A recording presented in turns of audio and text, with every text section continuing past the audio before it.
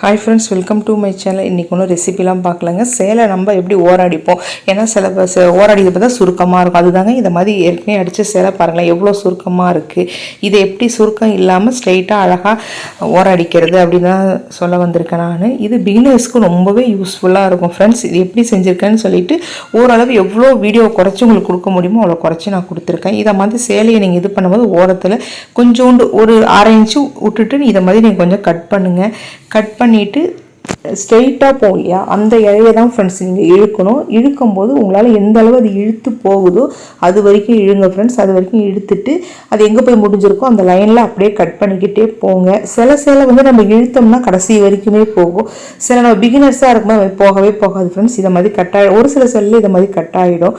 நம்ம வந்து இதை மாதிரி செக்குடு சாரீலாம் வந்து நம்ம என்ன பண்ணக்கூடாது, கட்டத்தை பார்த்துலாம் கட் பண்ணக்கூடாது ஃப்ரெண்ட்ஸ். ஸ்ட்ரெயிட் லைன் எங்கே போதும் அதை பார்த்து நீங்கள் கட் பண்ணி நம்ம ஓரம் அடித்தோம்னா நமக்கு ரவை கூட பிசு அழகாக வரும். அந்த ஓரம் அடிக்கிறது நமக்கு சுருக்கெல்லாம் வரவே வராது ஃப்ரெண்ட்ஸ். இப்போ நான் செய்யும்போது நீங்கள் ரொம்ப க்ளோஸ்அப்பில் நான் காமிச்சிருக்கேன் பாருங்கள் ஃப்ரெண்ட்ஸ்.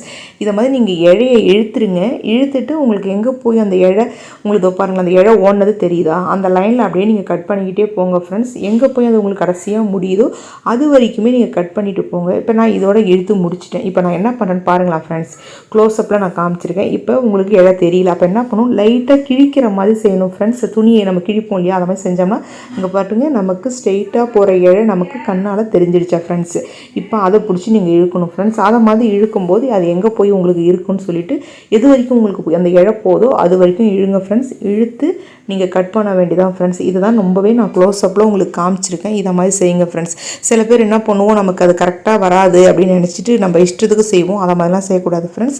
இதை மாதிரி நீங்கள் செய்யுங்க, உங்களுக்கு கரெக்டாக வரும். ஆனால் அந்த இழை இழுக்கிறது சில பேருக்கு வராது. அதுக்கு ஒரே டிப்ஸி தான் ஃப்ரெண்ட்ஸ். நம்ம போன பிறகு லைட்டாக துணியை லைட்டாக கிழிக்கணும் ஃப்ரெண்ட்ஸ். கிழிச்சா நமக்கு நேர் இழை தானே நம்ம எந்த இழை இழுக்கணுமோ அந்த இழை மட்டும்தான் ஃப்ரெண்ட்ஸ் நமக்கு வெளியே வரும். அந்த இழையை இழுத்துட்டு நம்ம அதோட நம்ம ஓரம் அடிக்க வேண்டியதான் ஃப்ரெண்ட்ஸ். ஓரம் அடிக்கும் போது இப்போ நான் காமிக்கிறேன் பாருங்கள் ஃப்ரெண்ட்ஸ். இதை மாதிரி ஒரு மடிப்பு மடித்து இன்னொரு மடிப்பு மடிங்க. நம்ம செக்குடு நமக்கு கணக்கு கிடையாது ஃப்ரெண்ட்ஸ். நமக்கு நம்ம செஞ்சது தான் நமக்கு கணக்கு. இப்போ பாருங்கள், நான் ஓரம் அடிக்க போகிறேன். இதை மாதிரி நீங்கள் டபுள் ஃபோல்டு பண்ணிவிட்டு நீங்கள் அது கீழே வச்சுட்டு நமக்கு அந்த ஓட்டு கை சொல்லியா தூக்கிட்டு நமக்கு அந்த ரஃப்தை நம்ம இதை அடிச்சுட்டு இப்போ நீங்கள் செய்ய வேண்டியதான். ஓரம் அடிக்கும்போது நீங்கள் அடுத்து ஃபாலோ பண்ண வேண்டிய டிப்ஸ் என்னன்னா ஃப்ரெண்ட்ஸ், இப்போது உங்களோட நீங்கள் கையை மாதிரி தூக்குனீங்கன்னா உங்களுக்கு எந்த அளவு மடியும் அப்படிங்கிறது கிளாத்து தானாகவே தூக்கிக்கும் ஃப்ரெண்ட்ஸ். நம்ம அதாவது அந்த மிஷின் எண்டில் நான் தூக்கும்போது நீங்கள் பார்த்தீங்கன்னா தெரியும். அது மாதிரி நம்ம தூக்கி தூக்கி செய்யும்போது எந்த அளவு நம்ம மடிப்பு உள்ளே போகும். இப்போ பாருங்கள் ஃப்ரெண்ட்ஸ், நான் தூக்கி காட்டுறேன் பாருங்களா. தூக்கும்போது ஆட்டோமேட்டிக்காக அது உள்ளே போகுது பாருங்கள், எந்த அளவு நம்ம துணியை மடிக்கணுங்கிறது. இதை மாதிரி நீங்கள் தூக்கி தூக்கி எந்த அளவு மடிப்பு உள்ளே போகணுமோ டபுள் ஃபோல்டு பண்ணி நீங்கள் மெதுவாக செய்யுங்க ஃப்ரெண்ட்ஸ். இது பிகினர்ஸாக இருந்தால் ரொம்பவே பொறுமையாக செஞ்சீங்கன்னா தான் ஃப்ரெண்ட்ஸ் கரெக்டாக வரும்.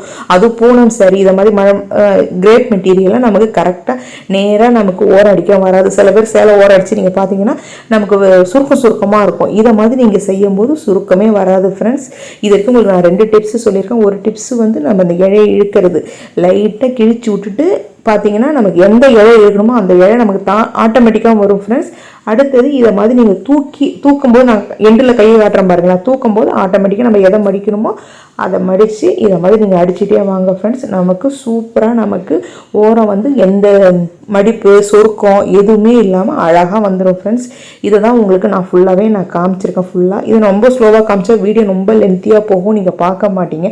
ஆனால் இந்த வீடியோவை கடைசி வரைக்கும் பாருங்கள் ஃப்ரெண்ட்ஸ், ஸ்கிப் பண்ணாமல். அப்போ தான் உங்களுக்கு ரொம்பவே யூஸ்ஃபுல்லாக இருக்கும், பிகினர்ஸ்க்கு ரொம்பவே யூஸ்ஃபுல்லாக இருக்கும்.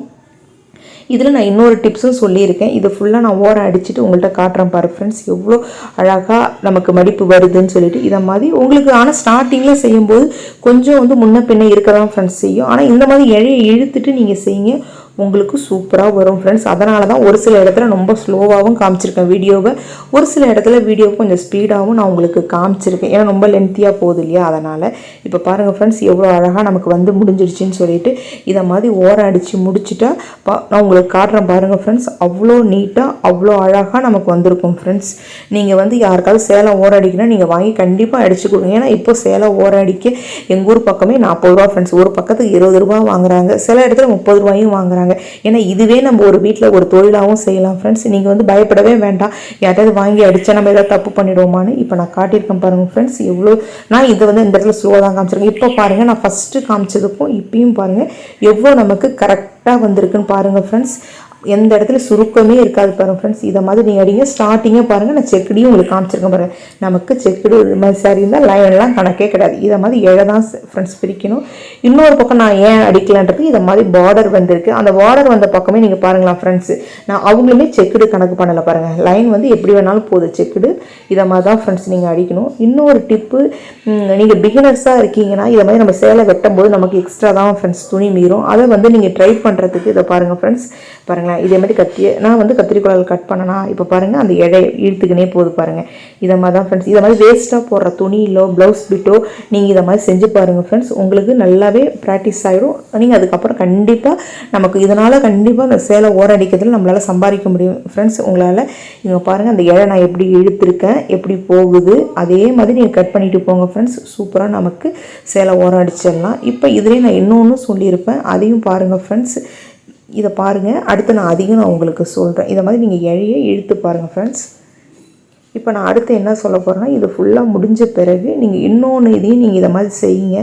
ஒரு இடத்துல இழுத்துக்கினே வருவோம், சில சமயம் நமக்கு அதுக்கு மேலே இடம் போகாது. அப்போ இதை மாதிரி நீங்கள் துணியை லைட்டாக கிழிச்சு விடுங்க ஃப்ரெண்ட்ஸ். ரொம்பவே சூப்பராக நமக்கு வந்துடும். இப்போ அடுத்து நான் இப்போ செய்கிறதையும் பாருங்கள் ஃப்ரெண்ட்ஸ். இதை பாருங்களேன், கட் பண்ணிட்டேன்னா லைட்டாக துணியை கிழிச்சு விடுங்க, அந்த இடம் வந்திருக்கும். ஆனால் நீங்கள் ரொம்ப உங்களுக்கு பழக்கம் ஆயிடுச்சுன்னா இதை மாதிரி வேகமாக நீங்கள் கிழிக்கலாம் ஃப்ரெண்ட்ஸ். கிழிச்சா அந்த இழை எங்கே நேர் இழை போமோ அங்கே தான் ஃப்ரெண்ட்ஸ் கிழிக்கும். ஆனால் என்ன, இதுக்கு நமக்கு கொஞ்சம் ப்ராக்டிஸ் ஆன பிறகு தான். பிகினர்ஸாக இருந்தீங்கன்னா வரவே வராது ஃப்ரெண்ட்ஸ். நீங்கள் இது மாதிரி வேஸ்ட்டாக நமக்கு போடுவாங்க இல்லையா துணி, இதை செஞ்சு பாருங்கள், உங்களுக்கு சீக்கிரம் வேலை ஆகிடும். இப்போ நான் முன்னாடி காமிச்சது ரொம்ப ஸ்லோவாக காமிச்சேன், இது பாருங்கள் உங்களுக்கு ஸ்பீடாக இருக்கும் ஃப்ரெண்ட்ஸ். இதை மாதிரி செஞ்சு பாருங்கள், உங்களுக்கு சூப்பரான கைத்தொழில் ரெடி ஃப்ரெண்ட்ஸ்.